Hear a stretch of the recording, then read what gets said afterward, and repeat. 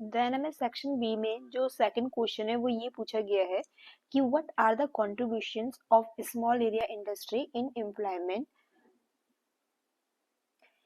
कि आपके जो स्मॉल एरिया इंडस्ट्री हो गया जिसको हम आपका स्मॉल स्केल इंडस्ट्री भी कहते हैं, इन शॉर्ट एसएसआई भी कहते हैं, या आपका विलेज इंडस्ट्री या इससे रिलेटेड ये आपकी कॉटेज इंडस्ट्री भी बोल सकते हैं, उनका मतलब क्या योगदान रहा है रोजगार में, ये हमें इसमें बताना है। तो जस्ट पहले हम इसमें मीनिंग लिख देंगे स्मॉल एरिया इंडस्ट्री का। तो देखो पढ़ लेते हैं। Small area industries also called small scale industries, village industry, are those industry which are run with small capital, simple machines and local labor। तो ठीक है, आपकी जो स्मॉल एरिया इंडस्ट्रीज होती है वो आपकी वो इंडस्ट्रीज होती है जिनमें क्या बोलता है, जिनको आपका चलाया जाता है किसके साथ, जिनमें स्मॉल कैपिटल आपका लगता है, ह्यूज अमाउंट में आपको धनराशि की जरूरत नहीं है, पूंजी की, सिंपल आपकी मशीनें यूज की जाती है और लोकल लेबर की हेल्प से ये आपकी इंडस्ट्री को रन किया जाता है। अदरवाइज जैसे और इंडस्ट्रीज होती है उनमें आपका huge amount of capital, modern technology ये सब कुछ लगती है, बट इसमें सिंपल मशीन, स्मॉल कैपिटल और लोकल लेबर से इनको चलाया जाता है। अब इसका आपका एग्जाम्पल कौन कौन सा हो गया स्मॉल स्केल इंडस्ट्री का, हैंडलूम हो गया, आपकी पोट्री हो गया, हैंडीक्राफ्ट्स हो गया, इवन जैसे आपकी फूड प्रोसेसिंग की भी इसी में आ जाती है। ठीक है, वो सब आपके स्मॉल स्केल इंडस्ट्री के एग्जाम्पल हो गए। आप इसका स्क्रीनशॉट ले सकते हैं इसके मीनिंग का। ठीक है, फिर हमें क्वेश्चन में आगे पूछा गया था कि की कंट्रीब्यूशन क्या है आपका इनका एम्प्लॉयमेंट में। देखो कोई भी क्वेश्चन जब इस तरीके से पूछा जाएगा तो जाहिर सी बात है आप पहले मीनिंग लिख दोगे 3-4 लाइन का, देन आप उसके की कंट्रीब्यूशन लिख दोगे इसमें। तो पहला की कंट्रीब्यूशन इसका है कि ये लार्ज एम्प्लॉयमेंट क्रिएट करता है।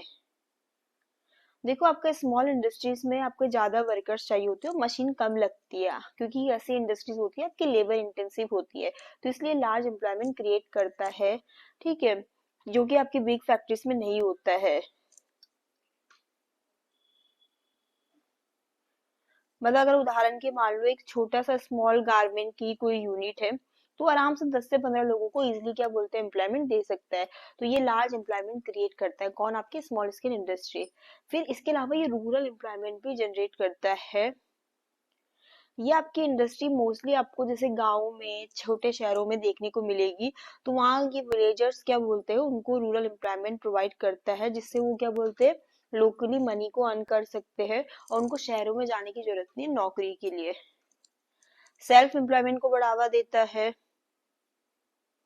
क्योंकि बहुत सारे स्मॉल इंडस्ट्रीज कैसे शुरू की जाती है, इंडिविजुअल्स के द्वारा या फैमिली मेंबर ही मिलकर उसको स्टार्ट कर रहे हैं। तो ये कहीं ना कहीं एंटरप्रेन्योरशिप सेल्फ बिजनेस को प्रमोट कर रहा है और लोगों के लिए इनकम का साधन जो है इंक्रीज कर रहा है।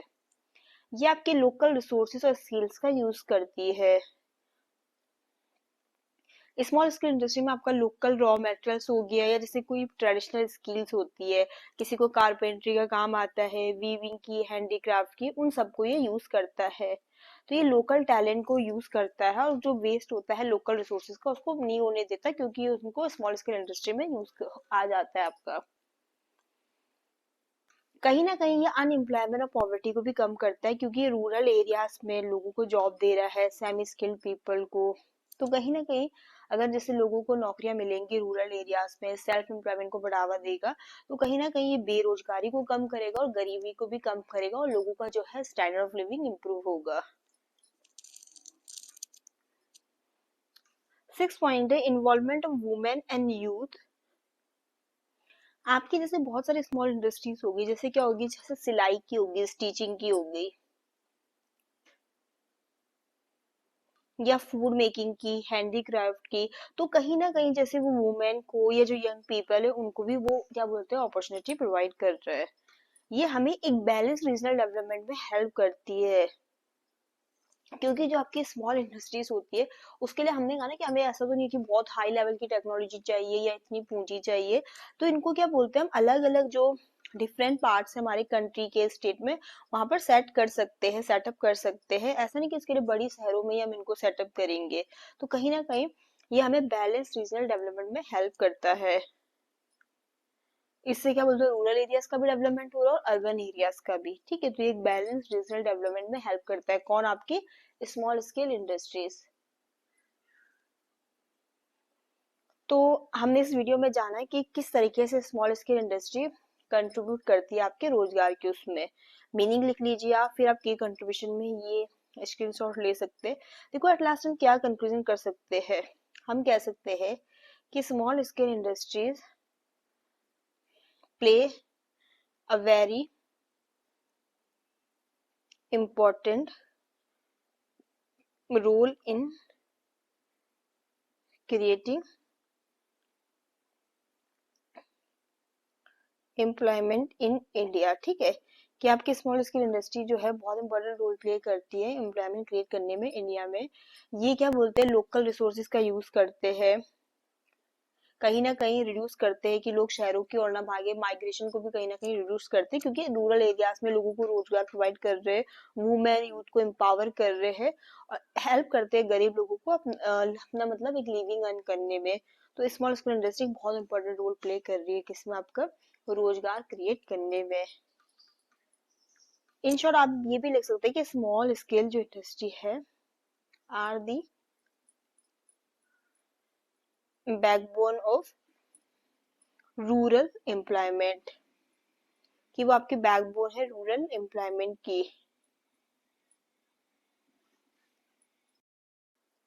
Hello everyone, welcome to eco commerce hub Uttarakhand open university. इसमें मैंने आपके साथ MEEC 507 जो हमारा सब्जेक्ट है MA इकोनॉमिक्स सेकंड सेमेस्टर का वो लिया है, पेपर जून 2024 का लिया है। सेक्शन बी में आपके साथ इसमें डिस्कस करूंगी, सेक्शन ए में ऑलरेडी कर चुकी हूँ। सेक्शन बी में पहला क्वेश्चन ये पूछा गया है, what is the status of agriculture marketing in India, explain. ठीक है, कि जो आपका एग्रीकल्चर मार्केटिंग है उसका क्या स्टेटस है इंडिया में, उस चीज को हमें इसमें एक्सप्लेन करना है। कि भारत में जो कृषि विपणन है उसकी क्या स्थिति है, इसी को आज हमें बताना है इसमें। तो सबसे पहले हम जान लेंगे कि आपका एग्रीकल्चर जो मार्केटिंग है वो क्या होता है। तो देखो एग्रीकल्चर मार्केटिंग में वो सारी एक्टिविटीज आपकी आ जाती है जिससे कि हम जो फार्म में जो भी प्रोडक्ट्स है उग रहा है, जैसे अनाज हो गया, सब्जी हो गया, फ्रूट्स हो गया, उनको किसानों से हमें कहाँ तक पहुंचाना है, आपके फाइनल कंज्यूमर तक। किसकी मदद से, आपके मार्केट ट्रेड शॉप की हम इसमें हेल्प लेंगे।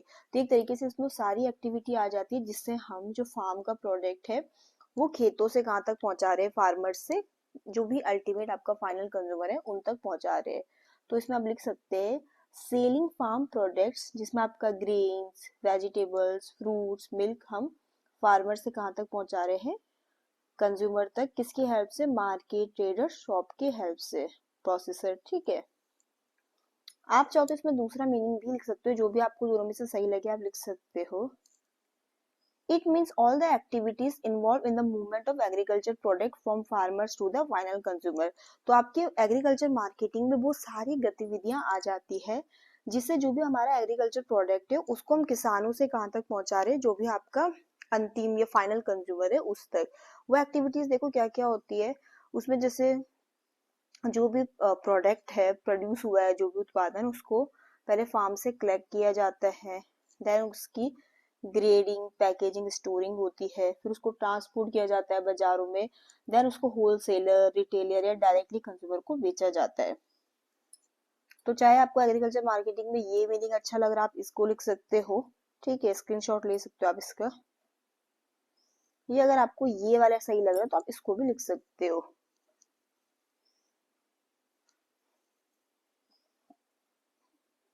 अब जैसे हमें क्वेश्चन में पूछा ही गया था कि स्टेटस क्या है आपका एग्रीकल्चर मार्केटिंग का, तो उस पर आ जाते हैं। तो हम सेकंड हमारा जो टॉपिक इसमें आएगा कि present status of agriculture marketing, short में लिखा है मैंने EM इन इंडिया, ठीक है। तो प्रेजेंट स्टेटस क्या है, तो पहला इसमें आप पॉइंट लिखोगे कि प्रेजेंस ऑफ मिडिल मैन, जिन्हें हम दलाल भी कहते हैं। तो देखो जो बहुत ज्यादा मोस्ट ऑफ द फार्मर्स क्या करते हैं, वो अपने प्रोडक्ट क्या करते हैं, मिडिल मैन को बेचते हैं जो लोकल मार्केट में होते हैं, मंडी वगैरह में, ठीक है। तो ये मिडिल मैन की हेल्प से अपने प्रोडक्ट को क्या बोलते हैं, फाइनल कंज्यूमर तक पहुंचाते हो। डायरेक्टली फाइनल कंज्यूमर को ना बेच के बीच में जो दलाल आते हैं इनको बेचते हैं। अब सही बात है, अगर वही वो प्रोडक्ट फाइनल कंज्यूमर को बेचेंगे तो उनको उसके लिए अच्छी कीमत मिलेगी, बट अगर मिडिल मैन वगैरह को बेचेंगे तो मिडिल मैन क्या करेगा, उनसे कम पे लेकर आगे अपना कमीशन लगा के और बेचेगा। ठीक है, तो पहला तो इसमें ये है इसका स्टेटस आपका एग्रीकल्चर मार्केटिंग का इंडिया में। सेकंड है lack of proper storage facilities.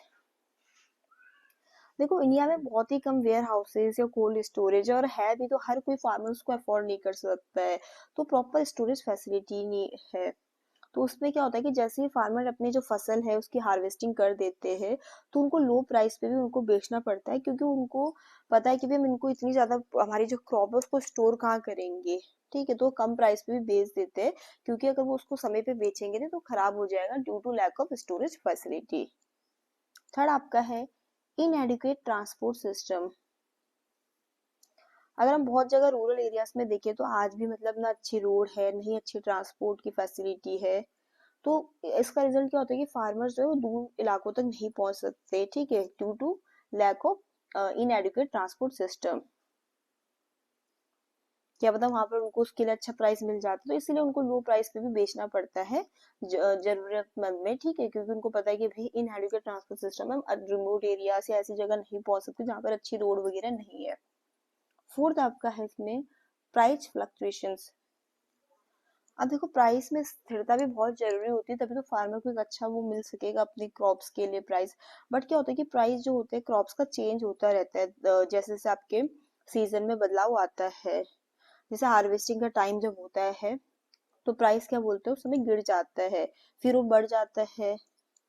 तो फार्मर्स को काफी नुकसान होता है इस अनस्टेबल प्राइसेस के कारण, जो प्राइस में फ्लक्चुएशंस होता है उसके कारण।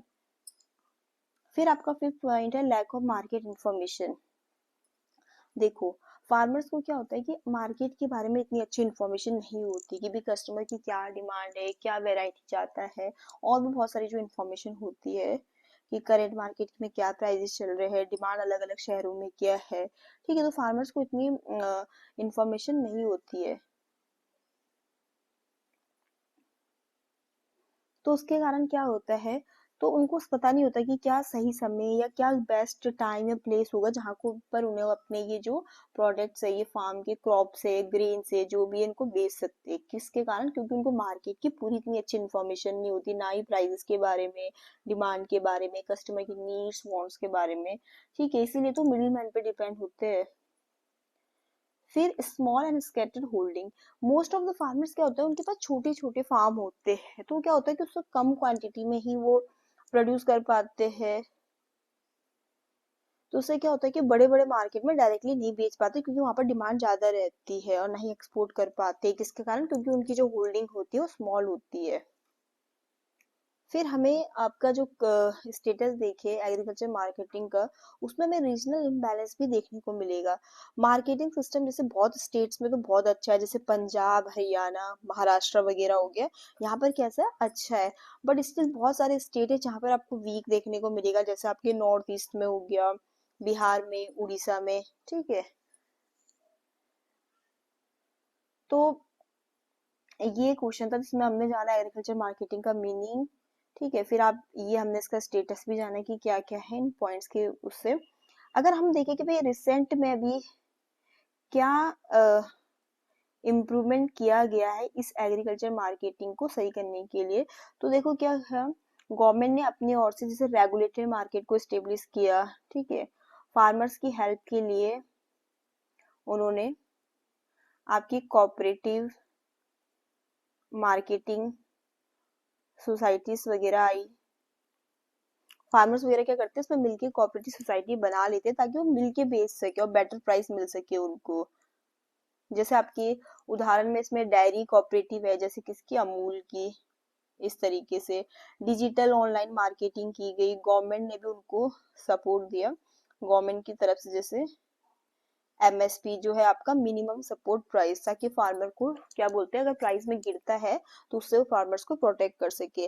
प्राइवेट सेक्टर का पार्टिसिपेशन जो हुआ उसने भी इसमें काफी इम्प्रूवमेंट किया। प्राइवेट सेक्टर पार्टिसिपेशन आप इसमें लिख सकते हो, उससे भी आपका ही क्या बोलते हैं काफी इम्प्रूवमेंट हुआ, जिसमें उन्होंने क्या किया, मिलके एक अच्छा स्टोरेज, डायरेक्ट परचेसिंग वगैरह में हेल्प करी। तो एट लास्ट हम इसमें कंक्लूजन में ये चीज कह सकते हैं कि एग्रीकल्चर मार्केटिंग जो है इंडिया में काफी इम्प्रूव हुआ है आपका, अगर रिसेंट ईयर्स में हम देखें। ठीक है, इंफ्रास्ट्रक्चर अच्छा हुआ है, गवर्नमेंट ने आके हेल्प करी है, टेक्नोलॉजी वगैरह, लेकिन अभी भी चैलेंजेस बहुत सारे हैं। लाइक अभी भी मिडिल मैन का कंट्रोल है, अच्छी स्टोरेज फैसिलिटी हर फार्मर्स के लिए अवेलेबल नहीं है, ट्रांसपोर्ट बहुत जगह पुअर है, स्मॉल लैंड होल्डिंग है। ठीक है, तो आप लास्ट में कंक्लूजन में 3-4 लाइन का ये लिख सकते हैं।